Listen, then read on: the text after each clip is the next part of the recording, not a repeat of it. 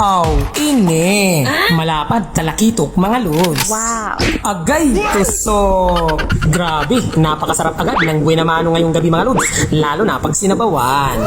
Tapos, nandito na uli ako sa kailaliman ng mundo, mga lods. Ano, nakikita nyo naman, mababalak ang langoy ko para madaling makita ang laman ng kuweba sa ilalim ng bato. Ayun, may nakita ako, buntot na nakalabas. Natatakpan lang ng mahiwagang damo. Agay, tusok!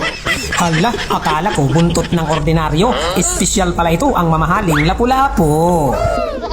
Kaya naman ang mahiwagang swat out mula dito sa Sikat TV ay para sa iyo. Idol Evelyn Puentes from Calamba, Laguna. Tapos, hindi na ako nagsayang ng kahit kunting sandali mga lods. Dahil teritoryo na naman ng mga espesyal na mga pang-ulam itong spot na nalubugan ko ngayong gabi. Katulad na lang nitong maliit na kuweba, parang may nagtatago, masarap maganda. Kaya naman, pipitikan ko na.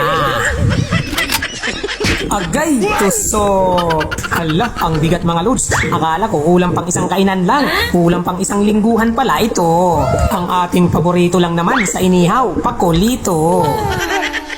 Tapos, hindi pa nga ako nakakarating sa pinakailalim mga lods. Natatanaw ko na agad ang pag-alagalang isda. Ayan na siya, gusto pa yata magtago. Ang problema, mas malaki pa siya sa butas ng bato. Halika, pasyal tayo. Ang Banggisan champion sa inihaw. Wow! Agay, tusok! Alam nyo ba mga lods, mas masarap pa ito sa pork and chicken barbecue. Kaya naman ang mahiwagang swat out mula dito sa Sikat TV ay para sa iyo. Idol Jeremias Dinoy from Dapitan City.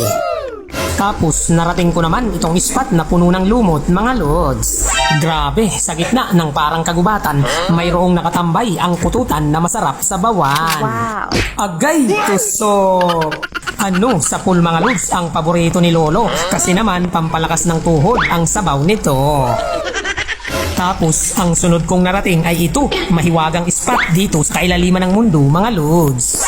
Grabe, nakikita nyo naman, nandito lang pala nagtatago ang malapad na ketong. Agay, tusok! Alam nyo ba, pag nakatikim ka sa napakasarap na sabaw nito sa sinigang, panigurado, tanggal ang stress mo sa buhay.